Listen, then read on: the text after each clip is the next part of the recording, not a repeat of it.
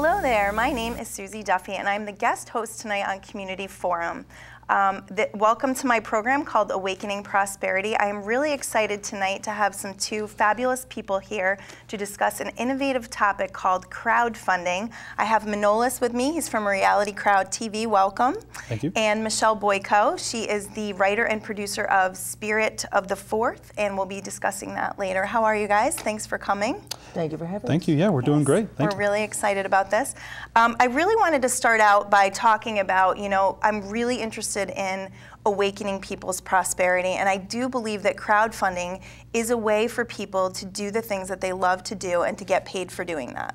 So I would like you, Manolis, to explain to us what exactly is crowdfunding, because I think that there are people out there that maybe have never heard of it, and part of doing our show is to bring awareness to the topic. So can you explain what crowdfunding is? Sure, and I just want to thank you for your show, Awakening Prosperity. We're very grateful to be one of the first speakers to be on your show, and also to Community Forum for allowing this, our event to take place. So you asked me what crowdfunding is, and I'd like to start with the word itself. Crowdfunding is made up of a crowd of people who believe in an entrepreneur's business idea, artistic endeavor, or musical talents. And they believe in that person's idea, and that individual is going to raise money for that idea through a crowd of people. So it's almost like passing around the basket at church. When you have someone with a need, that's traditional donations, but this time that same concept is being brought to an idea, a business, or an artistic endeavor. And in a nutshell, that's crowdfunding. Okay, excellent. What is your background and how did you become interested in crowdfunding? Well, I have an interesting background. I'm a first-generation American. My parents were born in Greece, and they came here to live the American dream. And they started a restaurant. They've owned a restaurant now for about 33 years, Constantine's Restaurant in Woodbury. Mm-hmm. Been raised in that environment, graduated UConn with a business degree in accounting, and I started doing the accounting world. I worked at Deloitte & Touche, and essentially I realized that I needed to find something that truly spoke to my heart. And although I'm very grateful for my corporate environment experiences, I knew that that spirit that my parents came here with was born inside of me. Mm-hmm. And so throughout the years, up until now, I've been in accounting, I've done real estate, I owned and managed a few properties. For other individuals, I managed over 100 units. And then I went back to accounting because I needed to get a little bit more professional experience in that environment. And then I managed restaurants for a little while as well. So now, in my recent role with the Hartford Insurance Company, I came across this crowdfunding bill that was just announced by the Securities and Exchange Commission. They put rules around a bill that was passed by the House, the Senate, and signed into law, known as the 2012 Jobs Act, the Jumpstart Our Small Businesses Act. And within that law, they asked the Securities and Exchange Commission, also known as the SEC, a government organization, to really put rules in place around a provision in that law called Title III.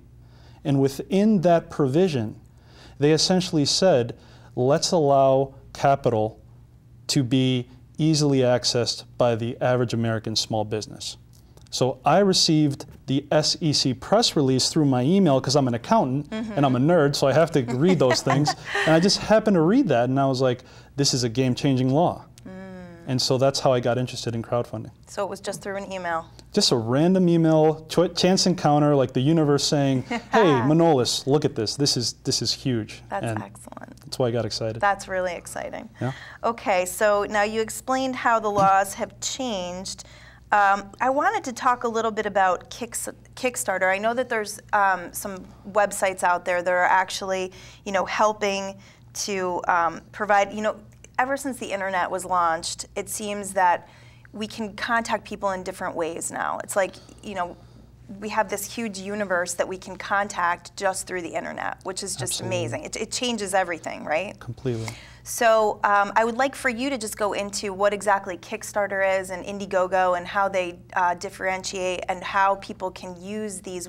I guess it's a website. Would you call it a website? Yep, I would definitely call it a website. So you mentioned two of the largest ones. Kickstarter.com and Indiegogo.com are what is known as crowdfunding websites. Okay. Now, crowdfunding prior to the law that was just passed was only donation-based. So the purpose of a Kickstarter is let's provide a platform for people with a business idea, people who want to create music, create art. Let's provide a platform for them to put their idea in front of the public. And let's have that platform to provide structure to their idea to ensure that fraudulent activities are not occurring. So this website essentially gives you guidelines on if you have an idea to create a piece of music or to create a beautiful piece of art, or if you have a business idea. You just follow their standards that they prescribe on the website. You put it on there. You set exactly how much money you're looking to raise for that idea. You provide the business plan associated with your idea. And then you also state how long is it going to take for you to raise that money, that fundraising goal. Once you set the basic parameters on the website, you then set the date that you're going to launch the campaign to the world and for the world to see. Now, the way that the money is collected is only through the websites, because that allows for social media to blast it out to all of your personal contacts. The reason why I believe this is an amazing way for people to bring their ideas to life is because not only can they utilize their own personal contacts, so you know your family, your friends, you know myself, you know Michelle. Not only can you share that with us, but they can share it with their friends. So the network of one becomes the network of hundreds, the network of thousands. It's a ripple effect where everyone can just keep sharing. And if it's a compelling enough idea, an Indiegogo and a Kickstarter can really cause a movement to take place. So now Kickstarter actually puts it out on their social media sites as well? They have a little bit of that, but mainly if they were to promote it themselves and kind of try to pick the winners and the losers, they would then be a broker, so to speak, and you have to be like a licensed with the FINRA organizations to actually promote certain projects. Okay, so let's say I was a person who wanted to look for a project that I wanted to donate to. Is Kickstarter the place that I would go to do that? Kickstarter is a great place to start, but you do have thousands of other platforms that are starting to come online. Okay. But Kickstarter, just to give you an idea why it's so popular, since 2009, over 52,000 independent projects were funded by 5.4 million individual donors, and they raised $920 million since 2009. That is amazing. And the reason why that's amazing is this is donations. Right. They're not getting a piece of the company or anything of that nature. It's not a financial contribution in return for an investment. What they're getting, however, is to be part of making that person's dream come true. That's awesome. What they're also getting is the people who have the idea are giving them a piece of their art, or they're offering some sort of reward to incentivize them. Right. And so that is the beauty of the donation-based platform of crowdfunding. But the law that is passed on October 23rd is now creating rules on, instead of just having a contribution be a donation, they are now offering you a chance, all Americans, to make a contribution and get a piece of the company. Interesting. They're creating a stock market for private companies, essentially. Wow. And investors in the past were able to invest in a private company, but they had to be known as an accredited investor. Right. An individual who makes over $200,000 a year or is worth $1 million in net worth. What the Securities and Exchange Commission release did on the October 23, 2013, was they eliminated the accredited investor requirement and put safeguards in place to ensure that common Americans who really want to invest in someone's idea are protected from fraud. Right. And so that's a difference. It's been donation-based since 2009. They're now putting it in place where it's not just a donation anymore. You can decide to buy a piece of someone's idea and dream. Wow. I would imagine that's going to create more interest. It's gonna change the way, it's gonna democratize finance. Wow. Banks should be scared. That's incredible. Yeah. Okay, awesome. All right, so I wanted to talk a little bit about your project, RealityCrowdTV. Can you tell us how this is going to help people and realize their dreams? Absolutely, and I'd like to just share with you what the vision and the mission is, and I need to be led by that every step of the way, but I also know that I can't do it alone. But the vision is what drives me, and what I'm really trying to do is I'm trying to share that vision and bring people in to really be a part of this movement that I'm trying to do on a grassroots basis. Excellent. So the vision and the mission of RealityCrowdTV is to inform, educate, inspire, and motivate entrepreneurs worldwide to start small businesses and use crowdfunding as their vehicle to raise the funds for it. And RealityCrowdTV is going to be the blueprint on how to crowdfund. So we're not going to be your typical show that you see on reality TV currently, which is high theatrics, low educational content. We would like to be the Shark Tank without the bite. So, you know, so it's going to be a very educational environment where people can come, share their passion with the world, and we will then expose them to a group of expert panelists who will help them articulate their mission, articulate their vision, give them business planning skills, train them in social media and public relations. So we're there to show not only our entrepreneur, by the way, Michelle Boyko and her partner Mark Allen Kay are going to be our featured entrepreneurs. Excellent. And that's why I'm happy that Michelle could be here today too. Great.